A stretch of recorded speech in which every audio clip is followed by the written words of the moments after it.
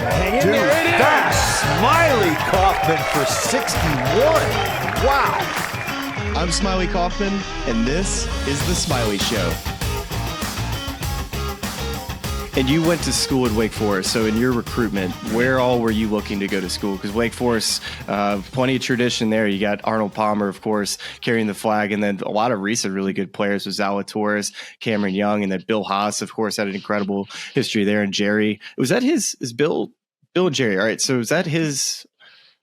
So what? Bill is Jay Haas's son, and Jerry Haas, the coach at Wake, is Bill's nephew, Jay's younger brother. Got it. Okay.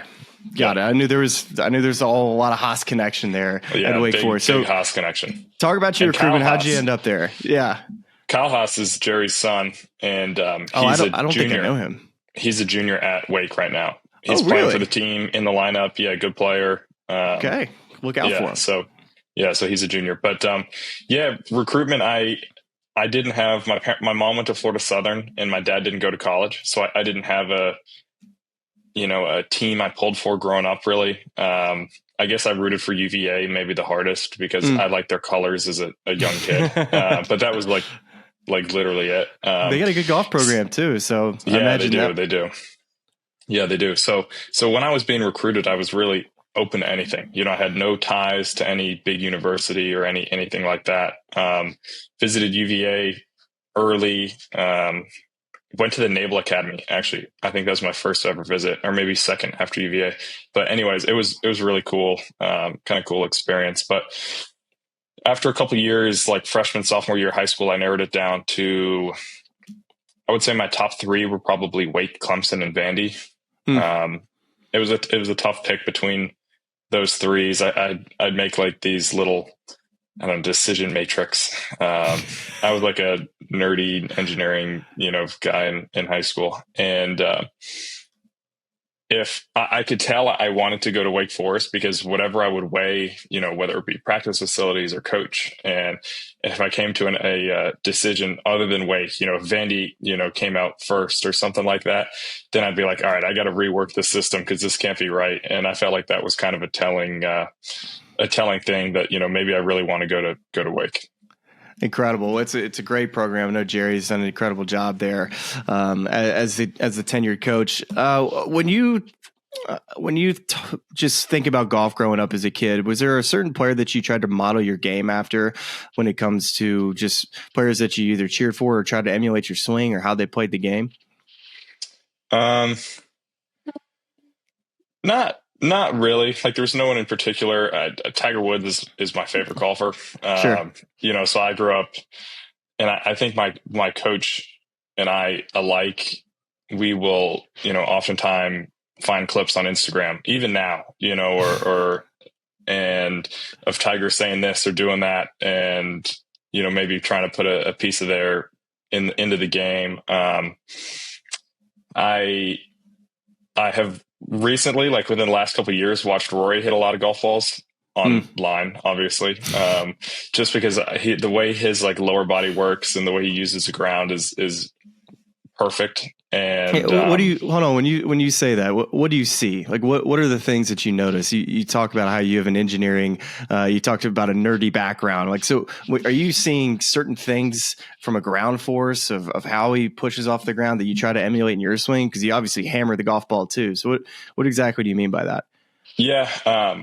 So like in my swing, I have a tendency to get too far into my backside in the backswing. I kind of won't really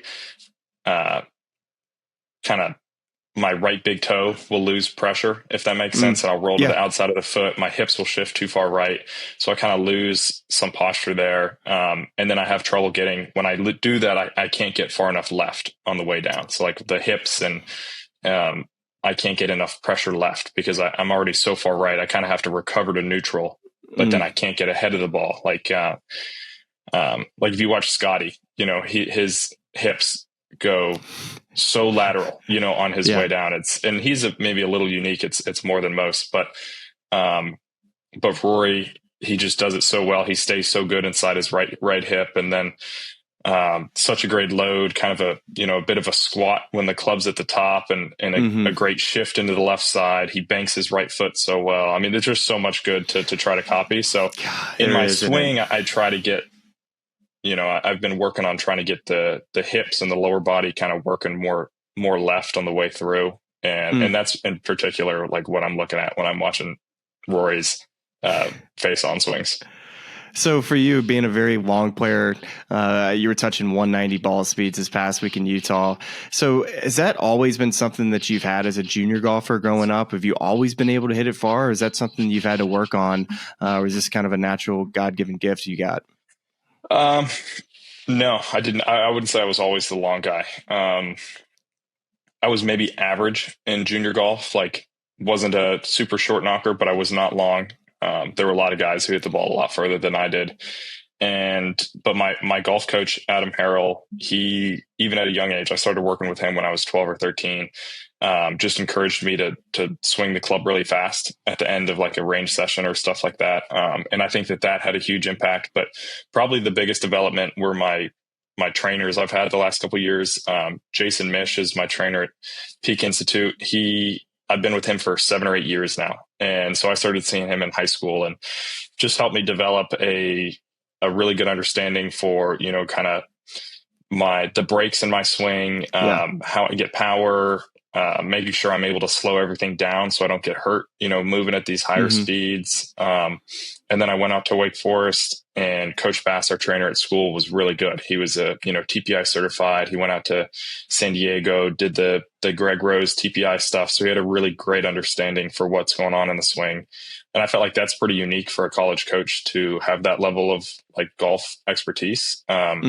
Normally you don't see a college trainer like that. And Jason, my trainer back home, who I still continue to work with, he would always say that Coach Bass is the most favorite college trainer, he has ever worked with, because normally they just ignore him and, think that it's, sure, doing the golf stuff is crazy. So I really kind of steadily got quicker as soon as I started seeing Jason somewhere around middle of high school. And then throughout college, I got faster as well. I went into college with a all out max club head speed, like 125, which is still pretty quick. That's fast. That was senior year of high school, maybe. And then I left school at 135 was my max. Whoa. That's kind of swinging a stick pretty quick there, Michael. Yeah. So, I mean, being able to pick up 10 miles an hour of, top end club head speed I feel like that's a lot, in a 4-year stretch, especially while you're at school and you've got a lot of other things to worry about. Let's go to 2025 at the Americas, because what a season that you had this past year. I mean, unbelievable golf. I looked at your stroke average was insane. A 67 stroke average. I mean, come on, dude. Like, this was some incredible golf. I know the courses probably not quite nearly as difficult as what you see on the PGA Tour every week, but 67 average over a course of a season is golfing your ball. I mean, just talk about from a golf standpoint, what did you improve on? Yeah.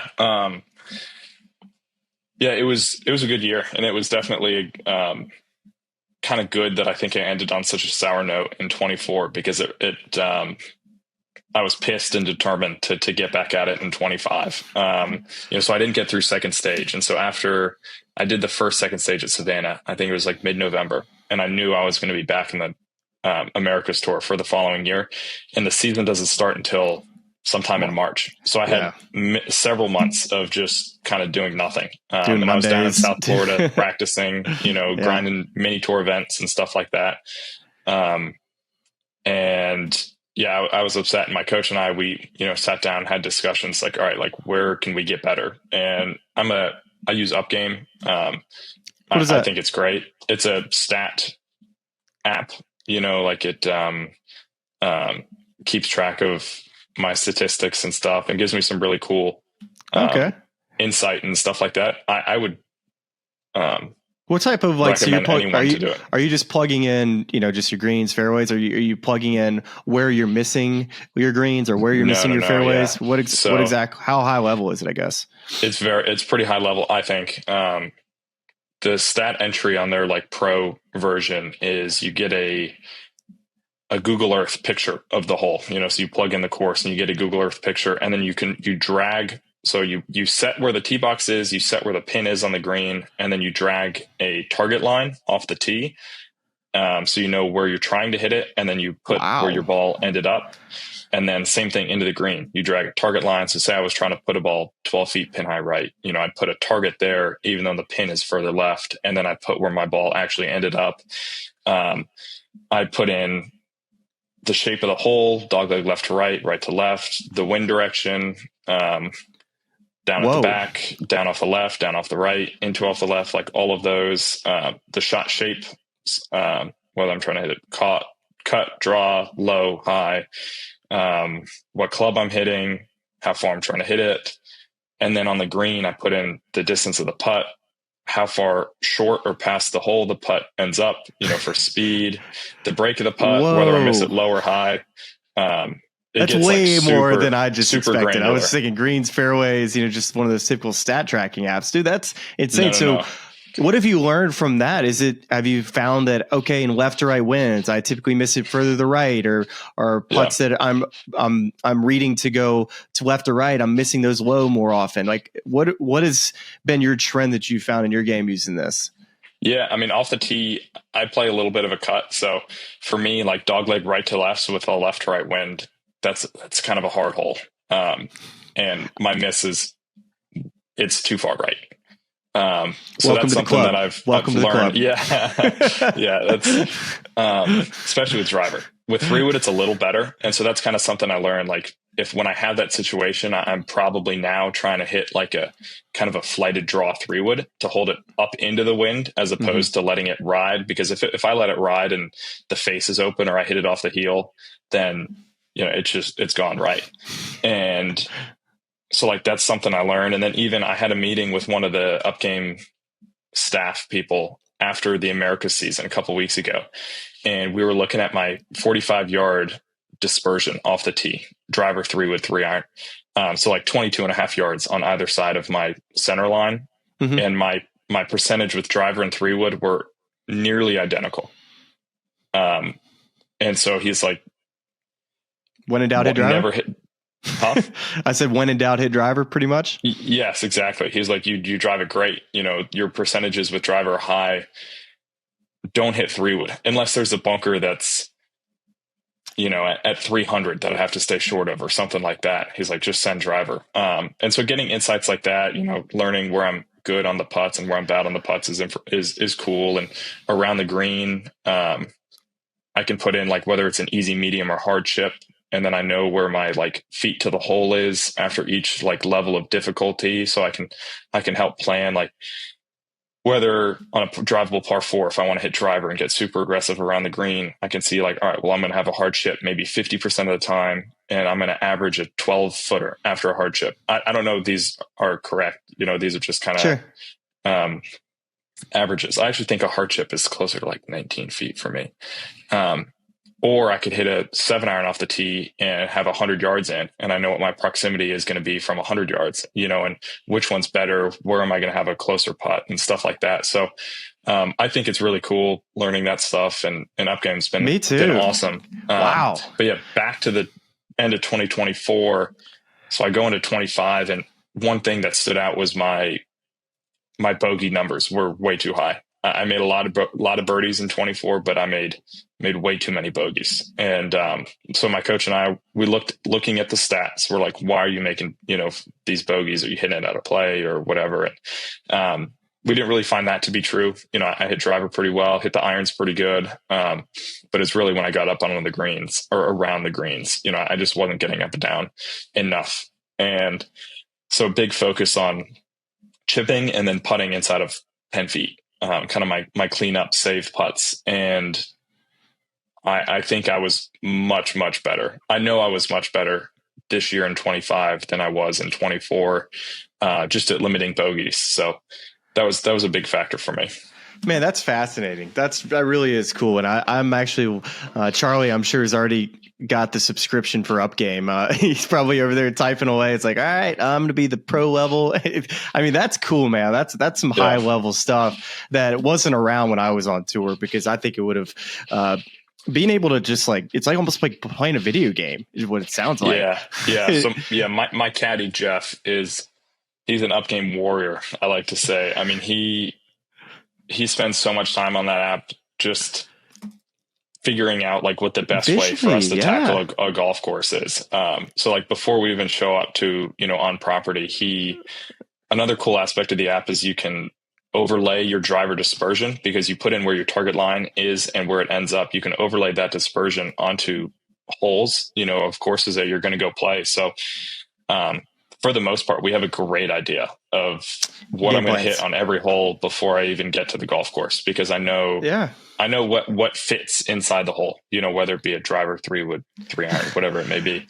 Michael, what's interesting too is that, you're just about to get to the PGA Tour and you haven't played any of these golf courses. You may have played some over the years, whether it's junior or amateur golf, but now like you could show up and feel comfortable when you get to these golf courses, because you're like, all right, I know what to hit on these holes in practice rounds. You don't feel quite as forced to go out and play 18 holes Monday to Tuesday to make sure you know exactly what you're doing. But that's a cool thing that really helps young guys out to really get customized to play on the tour. Yeah, no, it's great. It's a cool app, and it's been super helpful. And Jeff, my caddy, really, I think, utilizes it, to kind of try to maximize what we get out of it, which is great. Wednesday on the Smylie Show. And then he goes into the Uber app, and I have a video on my phone, but he starts screenshotting our route and final destination. And sending it to someone on his phone. Full panic attack. I would go full panic mode. I listen to this podcast. It's really cool. And all of our local fans and subscribers, but make sure you like and subscribe. It's cool to see what you guys are doing. I know golf fans appreciate it, but we do too. So please keep it up. For all the good people of YouTube, like and subscribe. You guys have some good takes, so I'm happy to come on and shoot the